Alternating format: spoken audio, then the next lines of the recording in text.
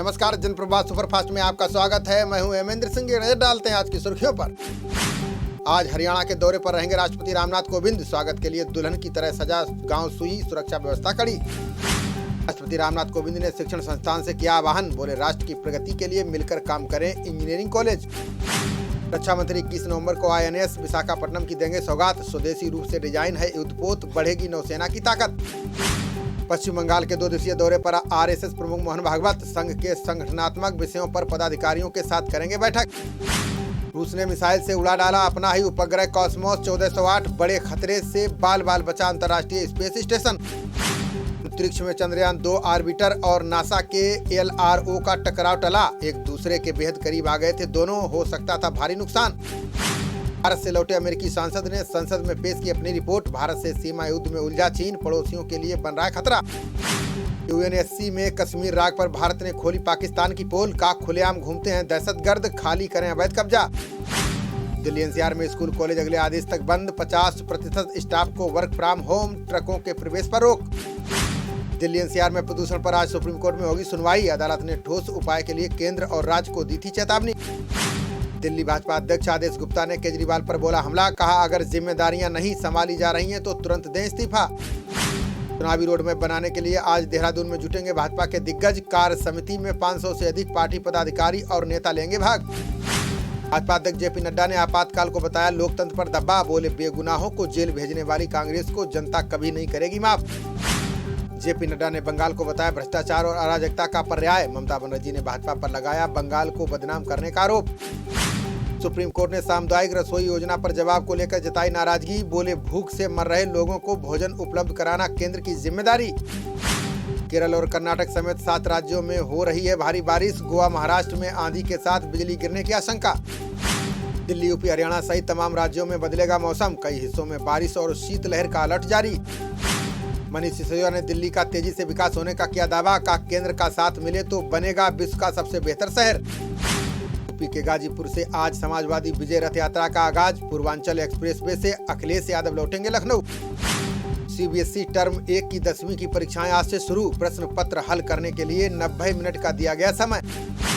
महाराष्ट्र के मुस्लिम बहुल इलाके में टीके लगवाने में हिचकिचाहट, अब अभिनेता सलमान खान की मदद लेगी उद्धव सरकार।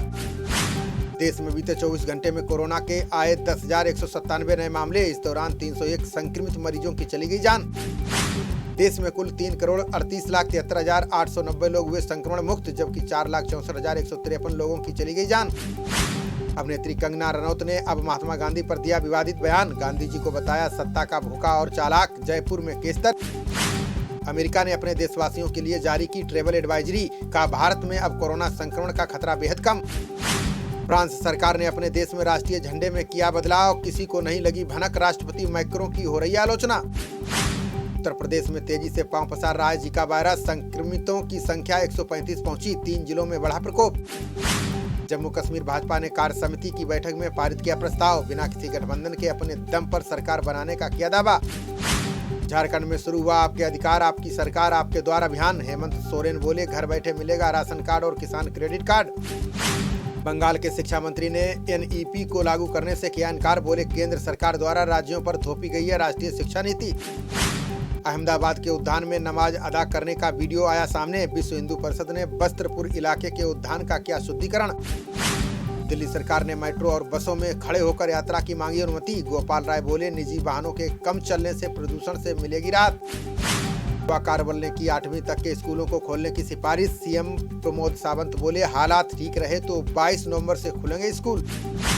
केंद्रीय मंत्री गजेंद्र शेखावत ने लोगों से की जल संरक्षण की अपील, बोले जल सुरक्षा से 5,000 अरब डॉलर की अर्थव्यवस्था बनेगा देश।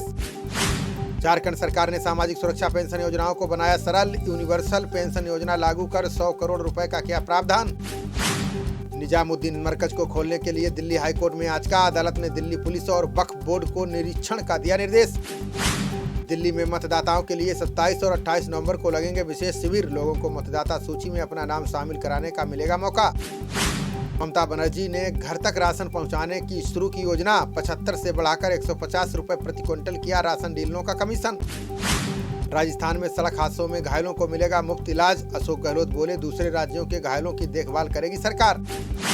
सचिन तेंदुलकर ने मध्य प्रदेश सीएम शिवराज चौहान से की मुलाकात। परिवार फाउंडेशन द्वारा किए जा रहे कार्यों की दी जानकारी। सीएम नीतीश कुमार ने शराबबंदी को लेकर की समीक्षा बैठक। अधिकारियों को लापरवाही बरतने पर दी सख्त कार्रवाई की चेतावनी।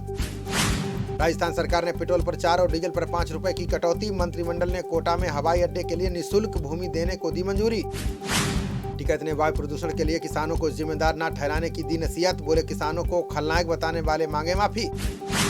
बिजनौर में महान दल के राष्ट्रीय अध्यक्ष केशव देव मौर्य ने की रैली। बोले यूपी में कायम गुंडाराज को उखाड़ फेंकने के लिए सपा सरकार जरूरी। नोएडा सेक्टर 2 में फैक्ट्री के बेसमेंट में गिरी दीवार। 2 मजदूरों की गई जान, ठेकेदार और तीसरा मजदूर मौके से फरार। ओबीसी बाहुल बुंदेलखंड को साधने के लिए मैदान में उतरे भूपेश बघेल। कांग्रेस की रैली से पहले बांदा में नीलकंठ भगवान के किए दर्शन। ग्रेटर नोएडा के दनकौर में पंखे से लटका मिला नवविवाहिता का शव। परिजनों ने ससुराल पक्ष पर लगाया दहेज के लिए जान लेने का आरोप। भारत और न्यूजीलैंड के बीच पहला टी20 मुकाबला आज। रोहित द्रविड़ युग में नई शुरुआत करेगी टीम इंडिया। जयपुर में रोहित शर्मा और केएल राहुल से बड़ी पारी की उम्मीद। टीम इंडिया के पास न्यूजीलैंड से हार का बदला लेने का मौका। अगले 10 साल में भारत 4 आईसीसी टूर्नामेंट की करेगा मेजबानी। पाकिस्तान को 2025 चैंपियंस ट्रॉफी की मेजबानी का मिला मौका। खबरों का सिलसिला जारी रहेगा। देखते रहिए जनप्रवाद। नमस्कार।